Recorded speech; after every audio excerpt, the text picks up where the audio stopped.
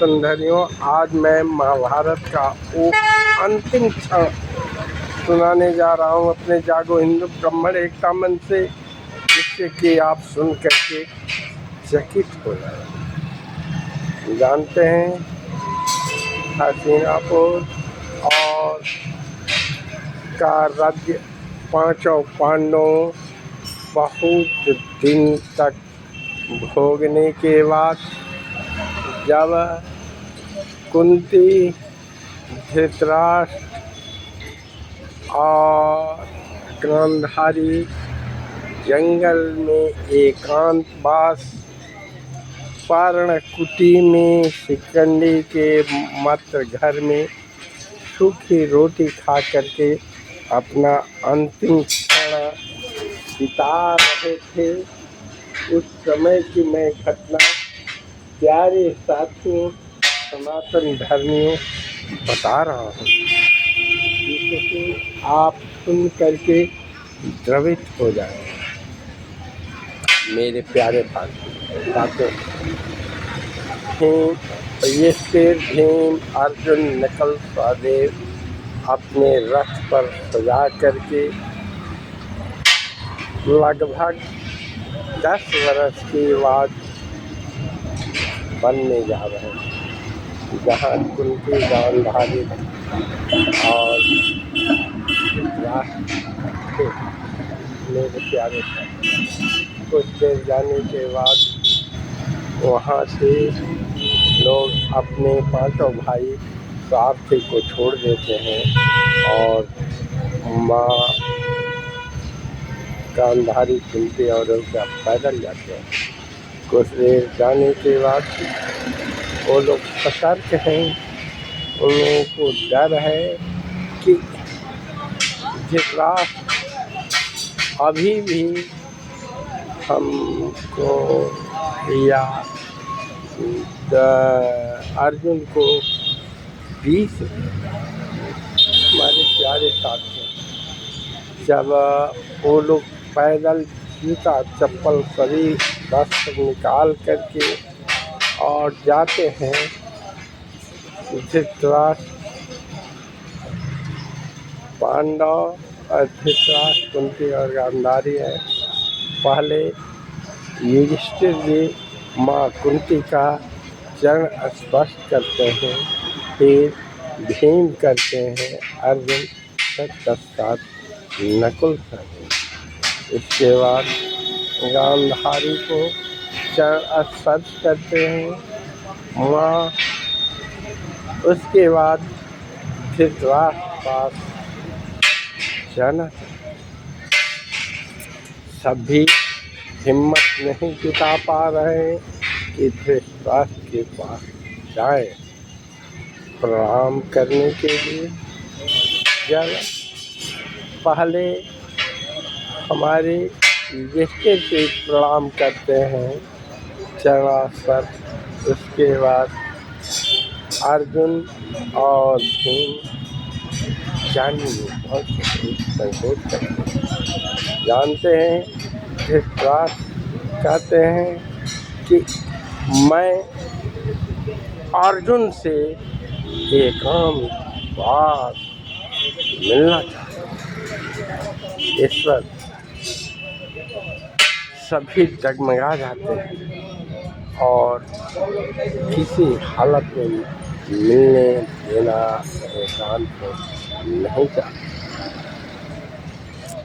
द्रौपदी तो और किसी हालत में मिलने देना नहीं चाहती है।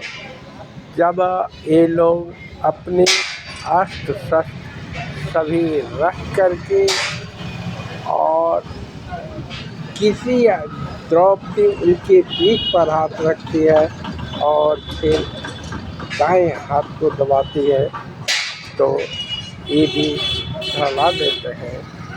सबके मन में डर है कि धृतराष्ट्र जिस तरह से लोहे की भीम को के इशारे पर हटाया गया, चकनाचूर कर दिया, भीम अर्जुन को भी चकनाचूर कर रहे हैं। पांचों पांडव जाते जाते थे। पुनः अब अर्जुन को तो किसी हालत में उनके पास जाना ही था, क्योंकि इसीलिए गए थे। तो सभी लोग तो नहीं जाने देने के बाद भी किसी तरह से चले जाते हैं, मगर जो द्रौपदी है पर्णकुटी की पीछे झुलमुट जो सिरकंडी का मात्र बना था, जाती है वहाँ धृतराष्ट्र का शरीर एक सूखे हुए कंडे के समान पतले है और झुरमुट में किसी हालत में द्रौपदी जाने नहीं देना चाहते कि जा करके सभी लोग दूर चले जाते हैं, मगर द्रौपदी उस अंधेरे में जाके छुप जाती है, जिससे कि उस जहाँ हल्की दीपक टिमटिमा रही है वहाँ से सब कुछ सुन सके, देख सके। दीपक का लौ, मिट्टी का दीपक जो तेल से जल रहा था, अंधेरा झुलझुल। अर्जुन जाते हैं और धृतराष्ट्र अग्नि से जल रहा है ज्वाला। जब कहते हैं वो हाथ बढ़ाता है, अर्जुन पीछे हटते हैं और बार बार मिलने के लिए ही करता है। अंत में वो अर्जुन पहुँचते हैं और स्पर्श की वेदना से लगता है कि वो लोहा प्यारे साथ लगता है कि धृतराष्ट्र वही बल वही तेज जो अर्जुन को चबा जाएगा और खून का गति करके अंत में धीरे धीरे शांति और एकांत वास देख करके धृतराष्ट्र का पहला प्रश्न होता है, क्या युद्ध में तुम जीत करके क्या पाया? कहते हैं कि जो भीष्म पितामह आपको प्राणों से अधिक मानते थे, गोद में खिलाए बैठाए उनको मार करके आप अच्छी विजय पाए। अर्जुन कहते हैं कि अर्जुन तो नहीं पाया, शांति तो नहीं पाया, मगर उनको नहीं मारता तो हमारी जीत संभव उनको मारा। अरे भीष्म पितामह कहते हैं जो कि व्रत लिए थे कि मैं स्त्री का स्पर्श नहीं करूँगा, शिखंडी को आगे करके तूने उनको मारा, छल नहीं किया। बताए तो धर्म की रक्षा के लिए मैंने किया है कि ठीक है। दूसरा, जो द्रोणाचार्य अपने पुत्र से भी अधिक तुम्हें मानता था और तुम्हारे लिए एकलव्य का अंगूठा भी ले लिया, पृथ्वी पर पहला पुत्र सुरपुत्र तूने बनाया, उसे एक सर कटवा लिया, क्या ये तुम्हारी विजय? अर्जुन रोते हुए आत्मा से एकदम छलनी होकर के कहा कि जब हमारी अर्जुन को भीष्म पितामह, द्रोणाचार्य, कृपाचार्य, कर्ण और वो मारे, ये क्या छल था। उनको नहीं मारा जाता तो ये कुछ भी हो सिंहासन के लिए। तब कहता है कि द्रोणाचार्य, अरे धृतराष्ट्र, जो कारण तो जानते हो कि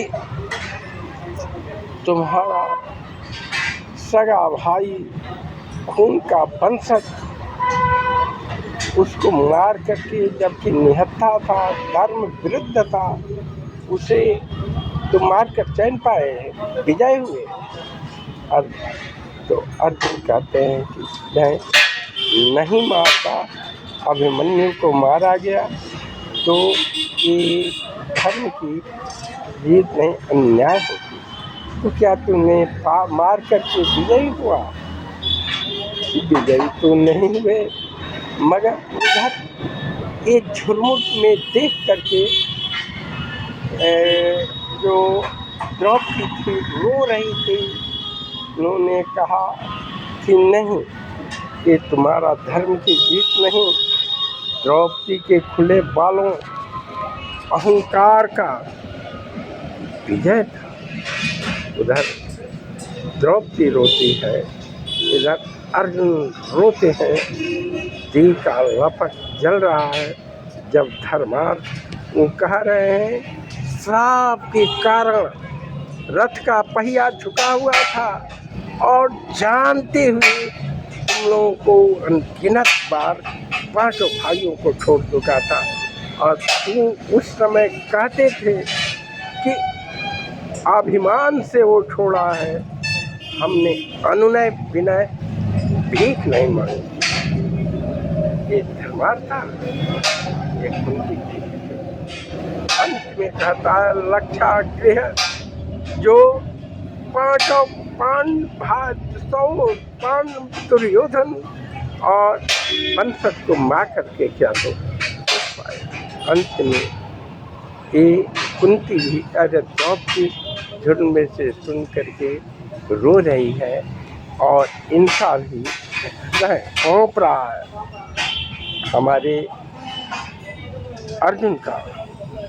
दीपक का लौ बूझ रहा है, झुलमुटा रहा है, क्योंकि उनका अंतिम समय आ गया है। वो कहे कि यमराज खड़े हैं और मृत्यु नजदीक है, दीपक बूझने ही वाला है, तब तक शांति घोर होता है। धृतराष्ट्र का अंत हो जाता है।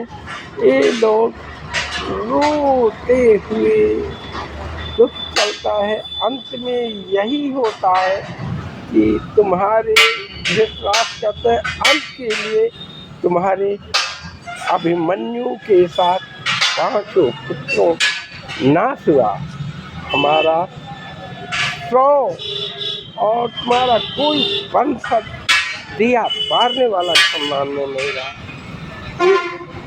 क्या सही है? ऐसा कह सकते हैं। मैं अपना वाणी को विसर्जन दे रहा हूँ। अंत हो गया पांचों पांडव। मैं जागो हिंदू ब्राह्मण एकामन से चैनल आपको जो सही लगा तो सब्सक्राइब करें।